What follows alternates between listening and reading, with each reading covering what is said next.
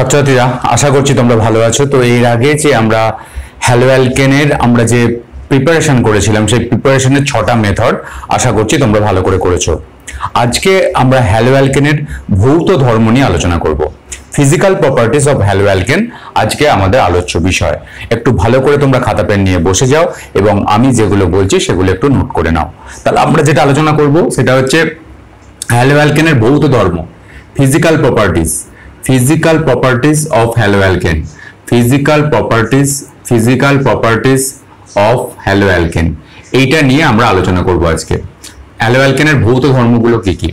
ভৌত ধর্ম মানে বাহ্যিক অবস্থা, বাহ্যিক অবস্থার মানে ভৌত অবস্থা বা তার বর্ণ কি, তার গন্ধ কি, এইগুলো নিয়ে আলোচনা করব, বা তার গলনাঙ্ক স্ফুরণাঙ্ক কি, এগুলো নিয়ে আলোচনা করব। প্রথমে যেটা আলোচনা করব ভৌত ধর্মের মধ্যে ভৌত অবস্থা। দেখো, ভৌত অবস্থা একটা ট্রেন্ড একটা খেয়াল করতে হবে সব সময়, যে ভৌত অবস্থা যেগুলো কম শৃঙ্খল বিশিষ্ট যে হ্যালোঅ্যালকেন গুলো আছে, কম কার্বন শৃঙ্খল বিশিষ্ট, সেইগুলোর ভৌত অবস্থা মূলত কিন্তু গ্যাসীয়। যত আস্তে আস্তে করে তোমার কার্বনের সংখ্যা চেনে বাড়তে থাকবে তত কিন্তু আস্তে আস্তে করে তারা তরল হবে, এবং তারপরে যদি আরো বেশি বাড়তে থাকে তখন তারা কিন্তু কঠিন হবে। এটাই হচ্ছে হ্যালোঅ্যালকেনের ভৌত অবস্থা সাধারণত ট্রেন্ড। যদি কম কার্বন শৃঙ্খল বিশিষ্ট হ্যালোঅ্যালকেন হয় তাহলে তারা মূলত গ্যাসীয়, যদি একটু বেশি কার্বন শৃঙ্খল বিশিষ্ট হ্যালোঅ্যালকেন হয় তারা মূলত তরল, এবং যদি আরো বেশি, রাদার 18টার বেশি যদি কার্বন সমৃদ্ধ কোনো একটা চেন হয় এবং সেখানে যদি কোনো একটা হ্যালোজেন যুক্ত থাকে তাহলে যে হ্যালোঅ্যালকেন পাওয়া যাবে সেটা হচ্ছে কিন্তু কঠিন, তারা কিন্তু কঠিন হয়। এই জায়গাটা তোমাদের খেয়াল রাখতে হবে। যেমন ধরো এখানে আমরা বলছি, ধরো যদি আমরা বলি যে CH3F এটা কম কার্বন শৃঙ্খল বিশিষ্ট, মানে একটাই এখানে কার্বন আছে। বা আমরা যদি বলি CH3F বা CH3Cl এরা মূলত কি হবে? এরা মূলত গ্যাস। কম কার্বন শৃঙ্খল বিশিষ্ট যেগুলো আছে সেগুলো মূলত গ্যাস হয়, এটা একটা খেয়াল রাখবে। যেমন তারপরে আছে C2H5Br বা C2H5Br মানে দুটো কার্বন আছে, বা C2H5Cl, ইথাইল ক্লোরাইড, এগুলো মূলত গ্যাস হয়। এবং যদি তুমি আস্তে আস্তে করে কার্বন চেনের সংখ্যা বাড়ে তখন কিন্তু আস্তে আস্তে করে তরলে পরিণত হবে, এবং 18টা কার্বন শৃঙ্খল, মানে 18টা কার্বন যেখানে চেন আছে, মানে খুব বড় একটা কার্বন শৃঙ্খল, সেখানে যদি কোনো হ্যালোজেন যুক্ত থাকে তাহলে যেটা পাওয়া যাবে তার ভৌত অবস্থা হবে কঠিন। একটা এখানে ছোট ছোট কার্বন শৃঙ্খল বিশিষ্ট সবসময় সাধারণত গ্যাস হয়, ছোট ছোট কার্বন শৃঙ্খল বিশিষ্ট 1 বা 2 কার্বন শৃঙ্খল বিশিষ্ট সাধারণত গ্যাস হয়। কিন্তু একটা ব্যতিক্রম এখানে আছে, যেমন ধরো CH3I, এটা হচ্ছে ব্যতিক্রম। এই CH3I মিথাইল আয়োডাইড, এটা কিন্তু সাধারণ উষ্ণতায় লিকুইড, এটা মনে রাখবে, এটা সাধারণ উষ্ণতায় লিকুইড। যদিও এর কার্বন সংখ্যা 1, কিন্তু এটা ব্যতিক্রম, এটা সাধারণ উষ্ণতায় লিকুইড হয়। ঠিক আছে, দেখো এইটা হচ্ছে যদি এরপরে যদি আমরা আস্তে আস্তে করে যখন C এর সংখ্যা যখন বাড়তে থাকবে, কার্বন চেন যখন বাড়তে থাকবে, কার্বন চেন বাড়তে থাকলে আস্তে আস্তে করে কার্বন চেন বাড়তে থাকলে আস্তে আস্তে করে এরা আস্তে আস্তে লিকুইডে পরিণত হবে, আস্তে আস্তে লিকুইড মানে প্রায় C18 পর্যন্ত লিকুইড হবে, এবং তারপর কঠিন হবে, তারপর C18 এর পর থেকে কার্বন চেন যদি 18, মানে খুব বড় কার্বন চেন, এটাতে কার্বন শৃঙ্খল হচ্ছে একটা, এটাতে কার্বনের সংখ্যা হচ্ছে 2টো, আর C18 মানে অনেক বড় কার্বন শৃঙ্খল, সেটা যদি পাওয়া যায় সেটা হচ্ছে লিকুইড, এবং তারপর কিন্তু কঠিন, তারপর সলিড হবে। তো এটাই সাধারণত মনে রাখতে হবে। আর একটা ব্যতিক্রম খেয়াল রাখবে CH3I, এতে কার্বন শৃঙ্খল কম হলেও এদের কিন্তু চরিত্রটা সাধারণ উষ্ণতা, এটা কিন্তু লিকুইড, এটা খেয়াল রাখবে। এবার আমরা করবো বর্ণ। 2 নম্বর হচ্ছে বর্ণ। দেখো কালার, তো এরা মূলত কালারলেস, এরা সবগুলোই প্রায় বেশিরভাগ কিন্তু কালারলেস, অর্থাৎ এদের বর্ণহীন। তবে একটা কথা মনে রাখতে হবে, বর্ণহীন একটা কথা মনে রাখতে হবে। তবে যদি তোমার ওই CI মানে আয়োডাইড, ধরো CH3I বা CH3Br মানে মিথাইল আয়োডাইড বা মিথাইল ব্রোমাইড, এরা আলোর উপস্থিতিতে কিন্তু রঙিন বর্ণ হতে পারে। এরা আলোর উপস্থিতিতে, তুমি সূর্যালোকের উপস্থিতিতে এরা কিন্তু রঙিন বর্ণ ধারণ করে। রঙিন বর্ণ ধারণ, আলোর উপস্থিতিতে রঙিন হয়, রঙিন বর্ণ ধারণ করে, রঙিন বর্ণ ধারণ করে। কেন আলোর উপস্থিতি রঙিন বর্ণ ধারণ করে এটা একটু খেয়াল রাখতে হবে। এটা সাধারণ অবস্থায় বর্ণহীন, কিন্তু যদি তুমি আলোতে এক্সপোজ করে দাও তাহলে কিন্তু এটা রঙিন হতে পারে। কারণ আমরা এর আগে পড়েছি যে এই যে সিআই যে বন্ড লেন্থ, এই বন্ড লেন্থের স্থায়িত্ব, এই যে বন্ড লেন্থটা খুব বড়, এটা আমি আগেই আলোচনা করেছি। সিআই বন্ড লেন্থ খুব বড়, এবং বন্ড লেন্থ যেহেতু বড়, এর যে স্থায়িত্ব, বন্ডের স্টেবিলিটি, এই স্থায়িত্বটা খুব কম হয়। স্থায়িত্বটা যেহেতু কম হয়, এ কিন্তু খুব সহজেই আলোর উপস্থিতিতে মানে সূর্যালোকের উপস্থিতিতে এই বন্ড কিন্তু ভেঙে যায়। ভেঙে গিয়ে কি উৎপন্ন করে? ভেঙে গিয়ে উৎপন্ন করে I2 উৎপন্ন করে। এবং আয়োডিনের বর্ণ কি? আয়োডিনের বর্ণ হচ্ছে ভায়োলেট। এটা তোমরা জানো, আয়োডিনের বর্ণ হচ্ছে ভায়োলেট। সুতরাং যেহেতু এই বন্ডের স্ট্রেংথটা খুব কম, যেহেতু আই এর আকারটা বড়, সুতরাং এই বন্ড স্ট্রেংথটা কম, সেহেতু এটা কিন্তু সহজেই কিন্তু ভেঙে যেতে পারে সূর্যালোকের উপস্থিতিতে এবং আয়োডিন উৎপন্ন করে। যেমন ধরো এখানে একটা অ্যালকিল হ্যালাইড আমি দিয়ে দিচ্ছি, যেমন CH3I, ধরো CH3I।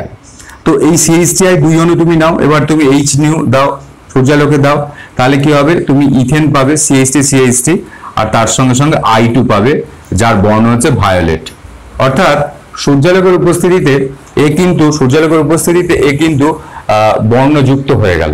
সুতরাং এবং ব্রোমিনেরও বন্ড স্ট্রেংথ, এই সি আর বি আর এই যে বন্ড স্ট্রেংথটা একটু অতটা কিন্তু ভালো নয়, মানে বন্ড স্ট্রেংথটা একটু কম।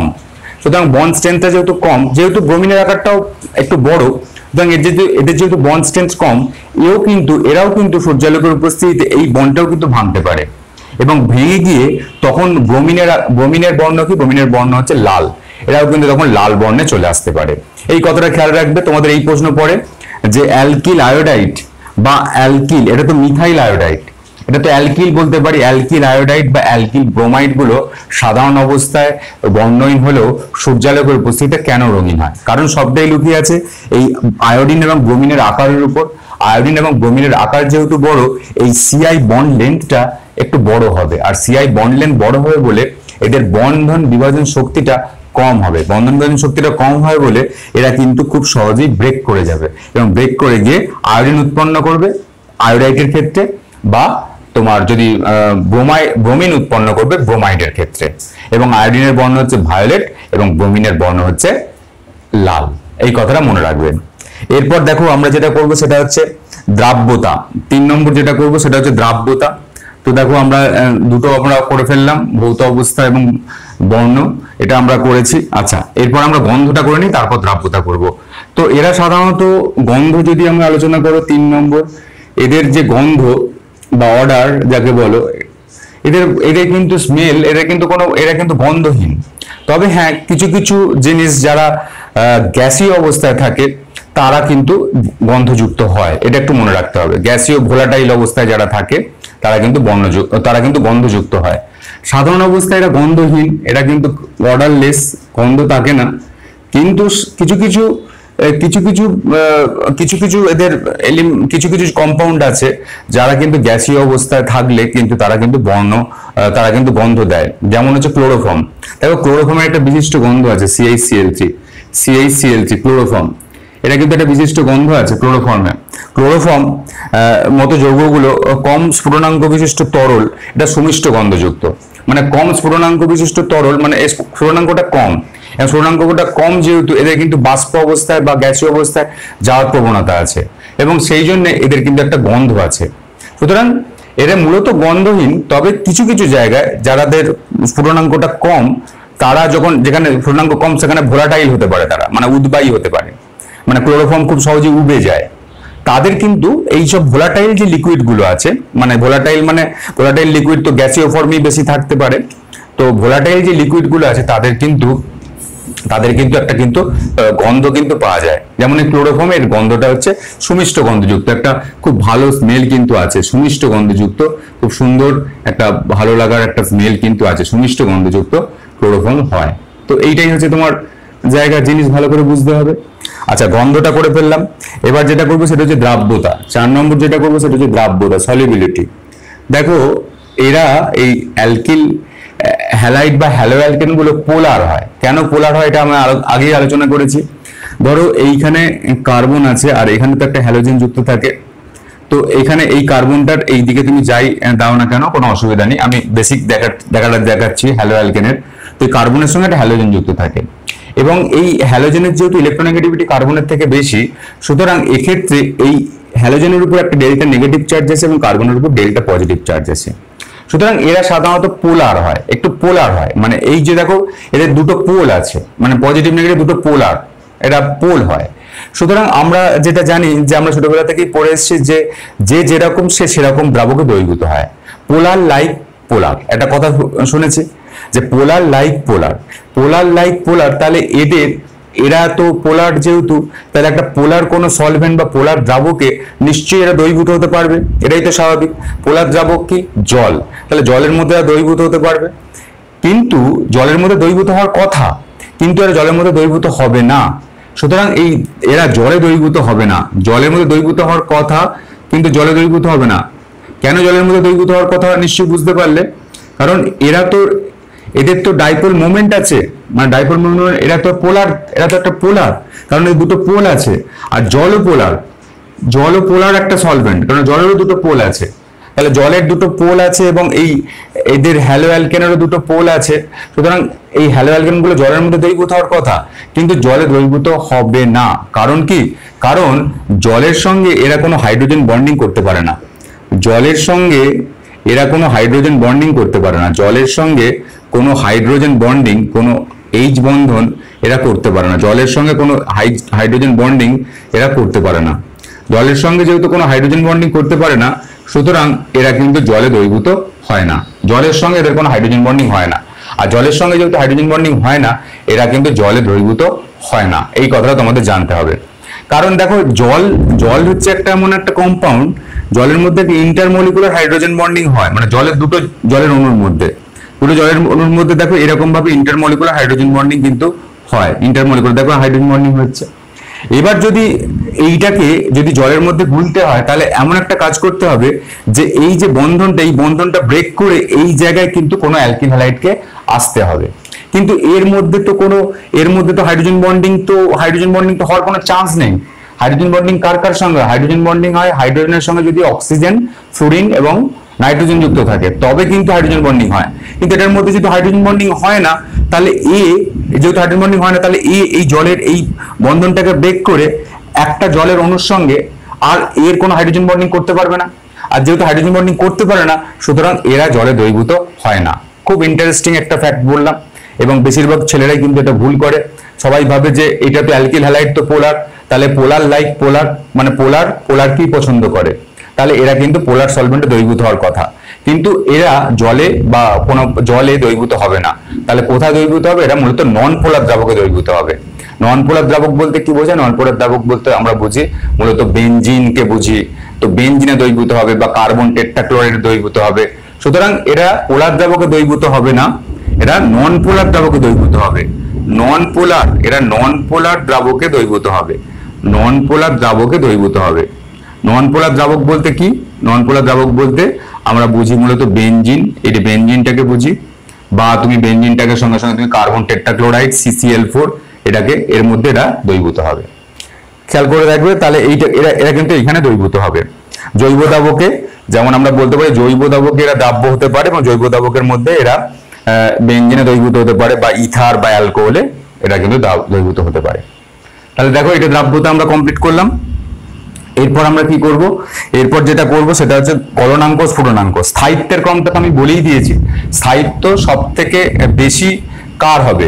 দেখো স্থায়িত্ব সব থেকে বেশি হবে CF বন্ধনের, CF বন্ধনের স্থায়িত্ব সব থেকে বেশি হবে, এটা আমি বলেই দিয়েছি আগে, যখন নেচার অফ CX বন্ড যখন আলোচনা করেছেন তখন আমি বলে দিয়েছি।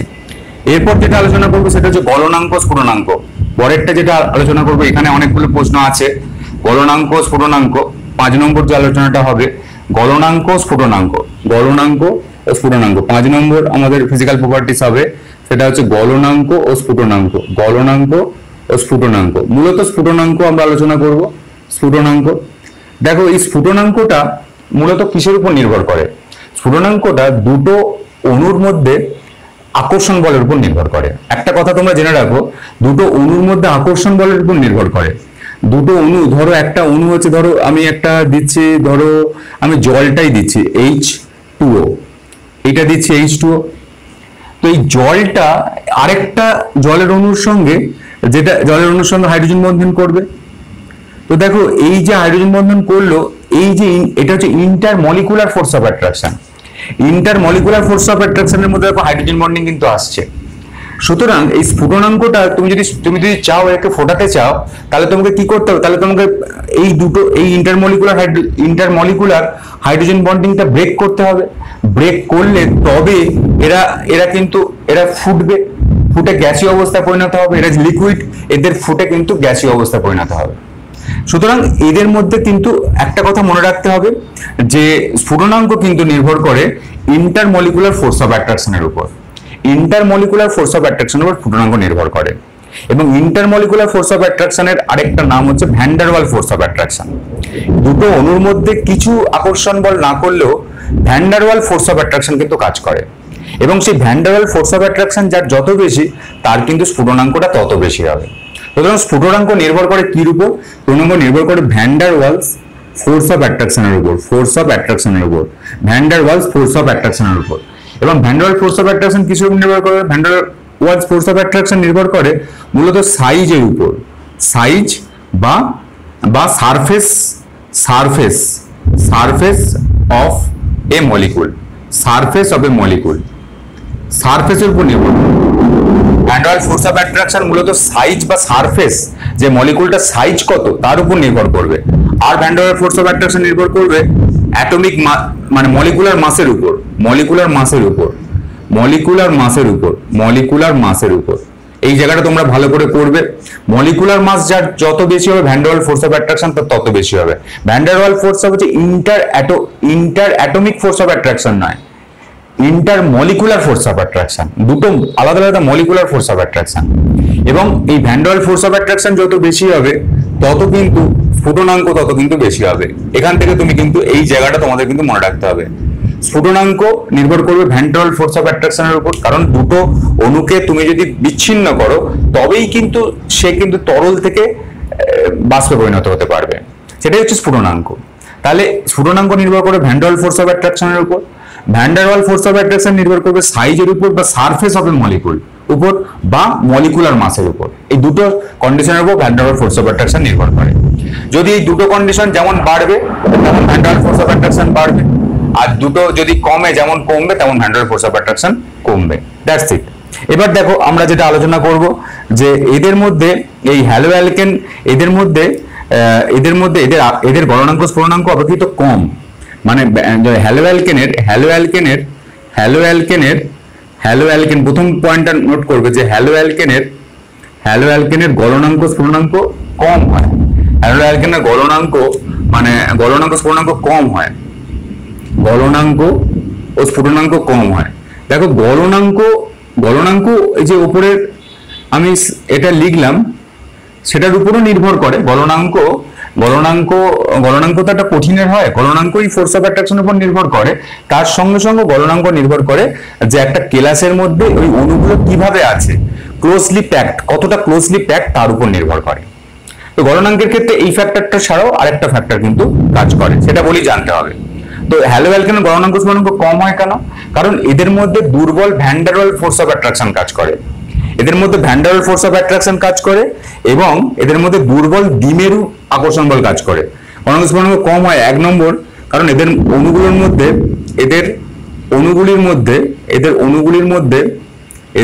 অণুগুলির মধ্যে দুর্বল van der Waal force of মানে weak van der Waal force of attraction কাজ করে। এদের অণুগুলোর মধ্যে weak van der Waal force of attraction কাজ করে। সেই জন্য এদের এদের কিন্তু গলনাঙ্ক স্ফুটনাঙ্কটা কম হয়। এছাড়াও এদের মধ্যে van der Waal force of অ্যাট্রাকশনের মধ্যেও আরেকটা ভাগ আছে। দেখো এদের মধ্যে দুর্বল দ্বিমেরু আকর্ষণ বল কাজ করে। এদের মধ্যে উইক ডাইপোল অ্যাট্রাকশন ফোর্স কাজ করে। ডাইপোল অ্যাট্রাকশন ফোর্স কাজ করে, দুটোই উইক। ডাইপোল অ্যাট্রাকশন ফোর্স কিভাবে কাজ করে সেটা একটু দেখাই। Attraction force, dipole attraction force কাজ করে, দুটোই উইক। ডাইপোল অ্যাট্রাকশন ফোর্সটা কিরকম? যেমন ধরো এখানে যদি কোনো একটা যেমন ধরো CH3Cl যদি আমি ধরি, CH3Cl, এই একটা হ্যালো অ্যালকেন। তো এই হ্যালো অ্যালকেনের এইখানে কোন চার্জে সৃষ্টি হবে? নেগেটিভ চার্জের। আর এই কার্বনটা কোন চার্জে সৃষ্টি হবে? পজিটিভ চার্জের। এবার যদি আরেকটা তুমি মিথাইল ক্লোরাইডের অণু নাও, তাহলে মিথাইল ক্লোরাইডের অণু নাও, তাহলে এইখানে এই কার্বনটা কোন চার্জে সৃষ্টি হবে? পজিটিভ চার্জের। এই ক্লোরিনটা কি চার্জে সৃষ্টি হবে? নেগেটিভ চার্জে, কারণ ক্লোরিনের ইলেকট্রোনেগেটিভিটি বেশি। সেই জন্য দেখো এই যে দুটোর মধ্যে যে অ্যাট্রাকশন ফোর্স, সেটা কিন্তু ডাইপোল অ্যাট্রাকশন ফোর্স। দেখো এই যে এর কিন্তু ডাইপোল, দুটো পোল, ডাইপোল, আর এটাও ডাইপোল। তাহলে এই দুটোর মধ্যে কিন্তু ডাইপোল ফোর্স অফ অ্যাট্রাকশন কাজ করবে। Dipole force of attraction one type of intermolecular force of attraction. মানে van der Waal force of attraction normally যে কোনো অণুর মধ্যে, দুটো অণুর মধ্যে কাজ করে। Van der Waal force of attraction এর মধ্যে থাকবেই। Van der Waal force of attraction বাদ দিয়ে এদের মধ্যে ডাইপোল ফোর্স অফ অ্যাট্রাকশন থাকে। এবং এই ডাইপোল ফোর্স অফ অ্যাট্রাকশন খুব উইক, দুটোই weak. Van der Waal force of attraction weak, আর dipole force of attraction weak. সেই জন্য এদের কিন্তু যে আমরা যেটা বলবো, এদের কিন্তু গলনাঙ্ক স্ফুটনাঙ্কটা খুব কম হয়। এটা কিন্তু জেনে রাখতে হবে, এদের গলনাঙ্ক স্ফুটনাঙ্কটা খুব কম হয়। এবং তোমাদের এটা জেনে রাখতে হবে, এদের গলনাঙ্ক স্ফুটনাঙ্কটা কম হয়, এটা প্রথম পয়েন্টে লিখবে। এবং এদের গলনাঙ্ক স্ফুটনাঙ্কটা এদের যে পেরেন্ট যে হাইড্রোকার্বন, সেই পেরেন্ট হাইড্রোকার্বনের থেকে কিন্তু বেশি হয়। এদের যে গলনাঙ্ক স্ফুটনাঙ্কটা পেরেন্ট যে হাইড্রোকার্বন, মানে এদের যে গলনাঙ্ক স্ফুটনাঙ্ক,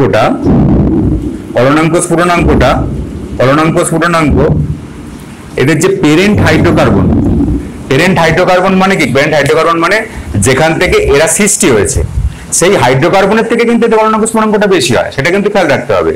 এদের যে পেরেন্ট হাইড্রোকার্বনের থেকে এদের গলনাঙ্ক স্ফুটনাঙ্কটা বেশি হয়। কারণটা কি? যেমন ধরো এখানে মিথেন আছে, CH4 মিথেন। তো এই মিথেন থেকে তো মিথাইল ক্লোরাইড সৃষ্টি হচ্ছে, CH3Cl। তাহলে তোমাকে কম্পেয়ার করতে বলছে এই মিথাইল ক্লোরাইডের গলনাঙ্ক স্ফুটনাঙ্ক মিথেনের সঙ্গে কম্পেয়ার করতে বলেছে। মানে এদের গলনাঙ্ক স্ফুটনাঙ্কটা এদের যে পেরেন্ট, মানে যেখান থেকে এরা উৎপত্তি হলো, তাদের তুলনায় এদের কিন্তু বেশি হয়। মানে এদের কিন্তু কিন্তু বেশি হবে, এর গলনাঙ্ক স্ফুটনাঙ্কটা বেশি হবে, আর এর কিন্তু কম হবে। কারণটা কি? কারণ দেখো, তুমি এখানে একটা H কে রিপ্লেস করে একটা কিন্তু Cl দিয়েছো, একটা H কে রিপ্লেস করে একটা Cl দিয়েছো। তাহলে H এর ভর আর Cl এর ভরের মধ্যে পার্থক্য আছে। কার ভর বেশি? Cl এর ভর বেশি। তাহলে এই CH3Cl এর আণবিক ভরটা বেশি CH4 এর তুলনায়। তাহলে CH3Cl এর যদি আণবিক ভর বেশি হয়, তাহলে সেটা হচ্ছে মলিকুলার মাস যদি বেশি হয়, তাহলে কিন্তু van der Waal force of attraction বেশি হবে। আর van der Waal force of attraction যদি বেশি হয়, তাহলে কিন্তু গলনাঙ্ক স্ফুটনাঙ্কটা কিন্তু বেশি হবে। সুতরাং তোমাকে খেয়াল রাখতে হবে, এই প্রশ্ন তোমাদের পড়েছে যে কোনো একটা হ্যালো অ্যালকেনের গলনাঙ্ক স্ফুটনাঙ্ক তার পেরেন্ট যে হাইড্রোকার্বন তার তুলনায় বেশি হবে। কারণ একটা কথা জেনে রাখতে হবে, কারণ এক্ষেত্রে যে এদের কিন্তু যে হ্যালো অ্যালকেনের যে মলিকুলার মাস, সেই মলিকুলার মাসটা কিন্তু তাদের পেরেন্ট যে হাইড্রোকার্বন তাদের তুলনায় বেশি হয়। আর মলিকুলার মাস যদি বেশি হয়, van der Waal force of attraction বেশি হয়। আর van der Waal force of attraction যদি বেশি হয়, গলনাঙ্ক স্ফুটনাঙ্কটাও বেশি হয়। এর কথা খেয়াল রাখতে হবে। তাছাড়াও এদের মধ্যে কি কাজ করে? এদের মধ্যে van der Waal force of attraction কাজ করে, এদের মধ্যে van der Waal force of attraction কাজ করে, মানছি। কিন্তু এদের মধ্যে দুর্বল ডাইপোল ফোর্স অফ অ্যাট্রাকশন কাজ করে। আমি দেখিয়েছি আগে ডাইপোল ফোর্স অফ অ্যাট্রাকশন কাজ করে। কিন্তু এই মিথেন বা এই যে অ্যালকেনের মধ্যে ডাইপোল ফোর্স অফ অ্যাট্রাকশন কাজ করে না। কেবলমাত্র এদের মধ্যে van der Waal force of attraction কাজ করে অ্যালকেনগুলোর মধ্যে। আর এদের মধ্যে van der Waal force of attraction কাজ করার সঙ্গে সঙ্গে ডাইপোল ফোর্স অফ অ্যাট্রাকশনও কাজ করে। আর ডাইপোল ফোর্স অফ অ্যাট্রাকশন যেহেতু কাজ করে এবং van der Waal force of অ্যাট্রাকশনও যেহেতু কাজ করে, দুটোই একসঙ্গে কাজ করে, সুতরাং এদের কিন্তু যে গলনাঙ্ক স্ফুটনাঙ্কটা বা ইন্টারমলিকুলার ফোর্স অফ অ্যাট্রাকশনটা পেরেন্ট যে হাইড্রোকার্বনের তুলনায় বেশি হবে। সেই কারণে এদের গলনাঙ্ক স্ফুটনাঙ্কটা এই সংশ্লিষ্ট যে পেরেন্ট যে হাইড্রোকার্বন তার তুলনায় কিন্তু বেশি হবে। এই বলেই তোমরা একটু খেয়াল রাখবে। ঠিক আছে, এটা ভালো করে করবে। এবার দেখো, তাহলে এটা করলাম গলনাঙ্ক স্ফুটনাঙ্ক। আর কিছু ক্রম আছে, যেমন ধরো তোমাকে এইটা দিয়েছে, দেখো তোমাকে এইটা দিয়েছে যে এই CH3F, CH3Br, CH3Cl এবং CH3I, এদের মধ্যে কার গলনাঙ্ক স্ফুটনাঙ্ক কার সব থেকে বেশি হবে? দেখো দেখো কার মলিকুলার মাস বা সাইজ কার সব থেকে বেশি? দেখো সবেতেই CH3 আছে, তাহলে সাইজ সব থেকে বেশি কার? আই এর। যদি সাইজ সব থেকে বেশি আই এর হয়, তাহলে van der force of attraction কোথায় বেশি কাজ করবে? এই CH3 আর van der force of attraction যদি বেশি কাজ করে, তাহলে স্ফুটনাঙ্কটা বেশি হবে। তাহলে গলনাঙ্ক স্ফুটনাঙ্ক এদের ক্রম হবে এইটা সব থেকে বেশি হবে CH3 এর। খেয়াল থাকে, এটা কিন্তু খেয়াল রাখবে। আচ্ছা, এবার দেখো যদি আমরা এইটা কাজ করি, এই একটা ক্রম আমি কাজ করেছি, এবার যদি এরকম কাজ করে C4H9Cl, C3H7Cl এবং C2H5Cl এবং CH3Cl, দেখো এদের মধ্যে কার গলনাঙ্ক বা কার স্ফুটনাঙ্কটা বেশি হবে? একই ফ্যাক্টর, গলনাঙ্ক স্ফুটনাঙ্কটা একই ফ্যাক্টর। এক্ষেত্রে কোনো আর মানে গলনাঙ্কের জন্য van der force of attraction বা এই একই ধরনের ফ্যাক্টর আমি কাজ করব। অর্থাৎ এখানেও গলনাঙ্কটাও দিতে পারো, গলনাঙ্কটা এখানে দিতে পারো, অসুবিধা নেই, একই ফ্যাক্টর। তাহলে দেখো এদের মধ্যে কি দেখতে পাচ্ছ? কার মলিকুলার মাসটা বেশি, কার আণবিক ভরটা বেশি? আণবিক ভরটা বেশি এর। তাহলে আণবিক ভরটা সব থেকে বেশি এর, কারণ এখানে 4টে কার্বন, এখানে 3টে কার্বন, এখানে 2টো কার্বন, এখানে 1টা কার্বন। তাহলে এইটার মলিকুলার মাসটা সব থেকে বেশি। মলিকুলার মাস যদি সব থেকে বেশি হয়, van der force of attraction বেশি হয়। Van der force of attraction যদি বেশি হয়, তাহলে গলনাঙ্ক স্ফুটনাঙ্কটা বেশি হবে। এরকম ভাবে এই ক্রমগুলো করতে হবে, এরকম ভাবে কিন্তু এই ক্রমগুলো করতে হবে, ভালো করে করবে। এবং দেখো এরপরে যেটা করব সেটা হচ্ছে 3 নম্বর যেটা করবো, দেখো এটা সব থেকে ইম্পর্টেন্ট। আমি লিখছি দেখো CH3 CH2 CH2 CH2Cl, এইটা। এরপরে আমি লিখছি দেখো এরই একটা আইসোমার লিখছি, এটা ব্রাঞ্চ করে দিচ্ছি CH3 CH CH3 CH, এটা ব্রাঞ্চ করে দিচ্ছি CH3 CH2Cl, এটা একটা করে দিলাম। আর তার সঙ্গে সঙ্গে আমি এটা করে দিলাম, আরেকটা করে দিলাম, দেখো CH3Cl, এটা করে দিলাম। তো দেখো এরা কিন্তু পরস্পর আইসোমার, কারণ দেখো প্রত্যেকটাতেই কিন্তু এটা হচ্ছে কি 1 2 3 4 4টে কার্বন যুক্ত হ্যালো অ্যালকেন। এটাকে কি বলবো? এটাকে হচ্ছে 1 ক্লোরোবিউটেন, এর নাম হচ্ছে 1 ক্লোরোবিউটেন। আর এটার নাম হবে একটা ইউপ্যাক নোমেনক্লেচার হবে। দেখো এটাতে কার্বন সংখ্যা, আমি এটা আইসোমার বলছি। আইসোমার কি? দেখো আইসোমারের কার্বন সংখ্যা কত? 1 2 3 4, 4টে কার্বন। হাইড্রোজেন কত? 3 2 5 6 7 8 9, আর একটা ক্লোরিন। এটাতে কার্বন কত? 1 2 3 4। হাইড্রোজেন হচ্ছে, দেখো হাইড্রোজেন এখানে কটা বললাম? 3 2 5 6 7 8 9, 9টা আছে কিনা? 3 3 6 7 8 9। এটাতেও কার্বন হচ্ছে 4টে, 1 2 3 4, আর হাইড্রোজেন হচ্ছে 9টা, 3 3 6 3 9। অর্থাৎ দেখো এদের molecular formula same molecular formula, অর্থাৎ যতগুলো কার্বন আছে ততগুলোই হাইড্রোজেন আছে এবং ততগুলোই কিন্তু ক্লোরিন আছে, কিন্তু ডিফারেন্ট ইন প্রপার্টিজ, তাদের আইসোমার বলে। এবং এটা দেখো একটা নর্মাল শৃঙ্খল, একটা নর্মাল চেন। এখানে কিন্তু একটা ব্রাঞ্চ হয়েছে, এবং এখানে কিন্তু আরেকটা ব্রাঞ্চ হয়েছে। আচ্ছা তুমি একটা কাজ করো, এখানে CH-টাকে এখানে রাখো, তাহলে তোমাকে বুঝতে সুবিধা হবে। তাহলে দেখো এটা একটা ব্রাঞ্চ হয়েছে এবং এটা দুটো ব্রাঞ্চিং হয়েছে। একটা কথা তোমাদের মনে রাখতে হবে, যত বেশি ব্রাঞ্চিং বাড়বে তত কিন্তু সারফেস এরিয়াটা কমবে। দেখো এর সারফেস এরিয়া অনেক বড়, আর এর সারফেস এরিয়া মানে পৃষ্ঠতলের ক্ষেত্রফল কিন্তু কম। যত বেশি ব্রাঞ্চিং তত সারফেস এরিয়াটা কিন্তু কম, আর সারফেস এরিয়া যত কম, এটা দেখো সারফেস হবে মলিকুল, সারফেস এরিয়া যত কম তত কিন্তু van der force of attraction কম, আর van der force of attraction যত কম তত কিন্তু গলনাঙ্ক স্ফুটনাঙ্কটা কম হবে। তাহলে এই তিনটের মধ্যে কার গলনাঙ্ক স্ফুটনাঙ্ক সব থেকে বেশি হবে? দেখো এর সারফেস এরিয়া সব থেকে বেশি,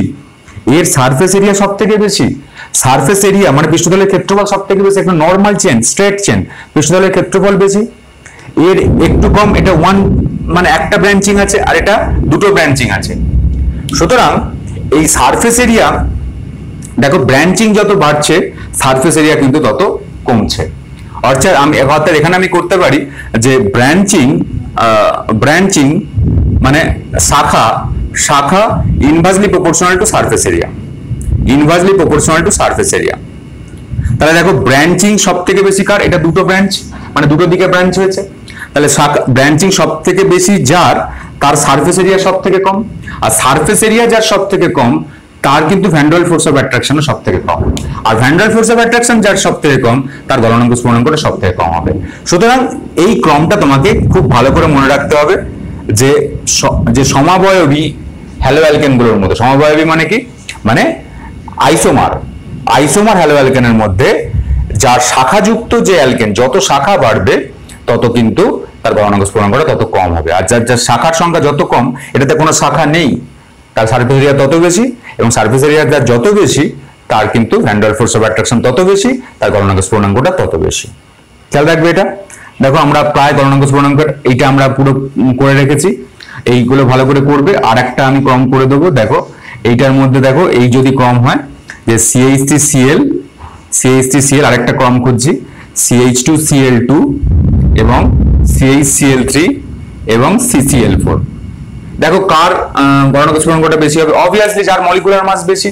মলিকুলার মাস বেশি কার? মলিকুলার মাস এইটার সব থেকে বেশি, 4টে ক্লোরিন আছে, এটাতে 3টে ক্লোরিন, এটা 2টো ক্লোরিন, এটা 1টা ক্লোরিন, তাহলে মলিকুলার মাস সব থেকে বেশি কার? এর, কার্বন টেট্রাক্লোরাইডের।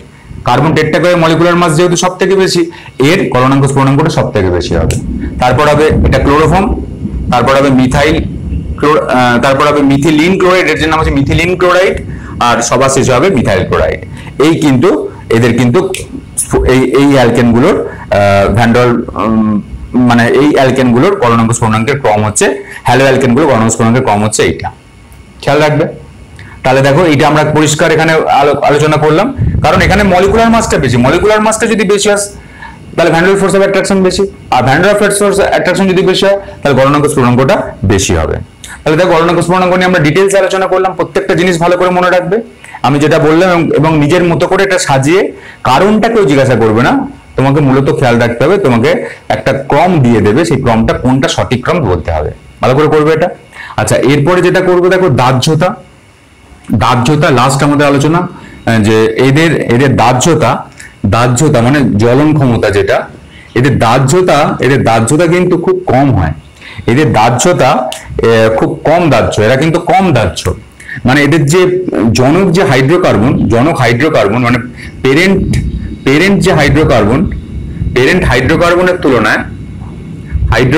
তুলনায় এদের দাহ্যতা কম হয়। প্যারেন্ট হাইড্রোকার্বনের তুলনায় এদের দাহ্যতা কম হয়, নিশ্চয়ই দাহ্যতা কম হয়, এটাই তো হওয়ার কথা। তুমি ধরো এই মিথেন খুব ভালো রকম দাহ্য, মিথেন গ্যাস আমরা জানি খুব ভালো রকম দাহ্য। এই মিথেন থেকে যখন এখানে হ্যালো অ্যালকেন তৈরি হচ্ছে, যেটা হচ্ছে মিথাইল ক্লোরাইড বা মিথাইল ব্রোমাইড, তার যে দাহ্যতা সেটা অবশ্যই কিন্তু মিথেনের থেকে কম হবে। এটা কিন্তু এটাই বলতে চেয়েছে যে প্যারেন্ট হাইড্রোকার্বনের তুলনায় এদের দাহ্যতা কম হয়। এটা হচ্ছে প্যারেন্ট হাইড্রোকার্বন, মানে যেখান থেকে এটা সৃষ্টি হয়েছে, তাহলে এই দাহ্যতা কিন্তু কম হবে, এর দাহ্যতা কিন্তু কম, আর এর দাহ্যতা কিন্তু বেশি। এটাই স্বাভাবিক, কারণ আমরা জানি হাইড্রোকার্বনগুলো খুব ভালো দাহ্য হয়। এবং যত এখানে কার্বন সংখ্যাটা যত এই হ্যালোজেনের সংখ্যাটা যত বাড়বে, তত কিন্তু দাহ্যটা কিন্তু তত কমতে থাকবে। যেমন ধরো এই CH3Cl এর দেখো এটা যদি দাহ্যতার কম হয়, এটা 1 নম্বর ক্রম, এটা সব থেকে বেশি দাহ্য। তারপর CH3Cl, যত এখানে ক্লোরিনের সংখ্যা, হ্যালোজেনের সংখ্যা যত বাড়তে থাকবে, তত কিন্তু দাহ্যতা কিন্তু কমতে থাকবে। তাহলে দেখো এটার পরে কি আছে? এটার পরে CH2Cl2, মানে একটা হাইড্রোজেনকে কমিয়ে একটা Cl কে বাড়ালাম। তারপরে কি আছে? CHCl3, তারপরে কি আছে? CCl4। CCl4 সব থেকে কম দাহ্য। যত হ্যালোজেনের সংখ্যা বাড়তে থাকবে তত কিন্তু দাহ্যতা কমতে থাকবে। তাহলে CCl4 সবচেয়ে কম দাহ্য, এবং CCl4 সব থেকে কম দাহ্য বলে এই CCl4 কে আমরা কিন্তু পাইরিন নামে অগ্নি নির্বাপক যন্ত্রে ব্যবহার করে থাকি। CCl4 বা কার্বন টেট্রাক্লোরাইডকে যেহেতু দাহ্যতা সব থেকে কম, সেহেতু পাইরিন নামে অগ্নি নির্বাপক যন্ত্রে আমরা কিন্তু ব্যবহার করে থাকি। অগ্নি নির্বাপক যন্ত্রে আমরা কিন্তু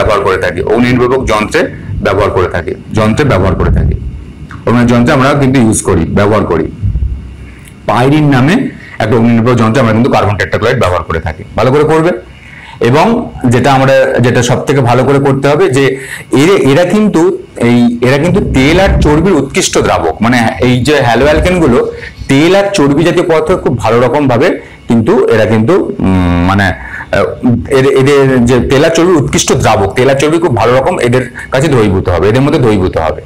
সেই জন্য এদের যেহেতু দাহ্যতা কম আর এরা তেলা চর্বির উৎকৃষ্ট দ্রাবক, সুতরাং এদেরকে ড্রাই ওয়াশের কাজে কিন্তু কাজে লাগানো হয়। ড্রাই ওয়াশের কারণে তেল আর চর্বি জাতীয় পদার্থ মিশে থাকে এবং সেখানে তেল আর চর্বির উৎকৃষ্ট দ্রাবক বলে এদেরকে যদি ব্যবহার করা তাহলে সহজেই সেই তেল আর চর্বিটা ওই জামা কাপড় থেকে আমাদের কাছে চলে, মানে ওই হ্যালো অ্যালকেনে চলে আসবে। এবং এদের দাহ্যতা কম বলে এদের কিন্তু জ্বলন ক্ষমতাও নেই, মানে দাহ্যতা কম বলে এটা জ্বলবে না। সুতরাং যেহেতু এটা তেল আর চর্বির উৎকৃষ্ট দ্রাবক, তেল ও চর্বির উৎকৃষ্ট দ্রাবক, তেল ও চর্বির উৎকৃষ্ট দ্রাবক মানে ময়লা জামা কাপড়ে কি থাকে, তেল আর চর্বি, সুতরাং তেল আর চর্বি উৎকৃষ্ট দ্রাবক, তাই এদের ড্রাই ওয়াশের কাজে ব্যবহার করা হয়। তাই এই হ্যালো অ্যালকেনগুলি ড্রাই ওয়াশের কাজে ব্যবহার করা হয়, ড্রাই ওয়াশের কাজে ব্যবহার করা হয়, ড্রাই ওয়াশ বা ড্রাই ক্লিনিং এর কাজে ব্যবহার করা হয়, ড্রাই ওয়াশ বা ড্রাই ক্লিনিং এর কাজে ব্যবহার করা হয়, ড্রাই ওয়াশ এর কাজে ব্যবহৃত হয়, ড্রাই ওয়াশের কাজে ব্যবহার করা হয়। তাহলে দেখো এইভাবেই কিন্তু আমরা ডিটেলসে আমরা কিন্তু হ্যালো অ্যালকেনের যে ভৌত ধর্ম সেগুলো নিয়ে আলোচনা করলাম। মূলত গলনাঙ্ক স্ফুটনাঙ্কটা খেয়াল রাখবে, গলনাঙ্ক স্ফুটনাঙ্কটা আমি খুব সুন্দরভাবে বুঝিয়েছি তোমাদের, গলনাঙ্ক স্ফুটনাঙ্কটা খেয়াল রাখবে আর বাদ বাকিগুলো জাস্ট করবে। আর এইগুলো যেটুকু করলাম ভালো করে করবে। এরপরে আমরা হ্যালো অ্যালকেনের রাসায়নিক ধর্ম নিয়ে তোমাদের কাছে আসছি এবং খুব ভালো রকম ভাবে এটা তুমি প্র্যাকটিস করো, এবং রাসায়নিক ধর্মটা আমাদের কিন্তু খুব ইম্পর্টেন্ট হতে চলেছে।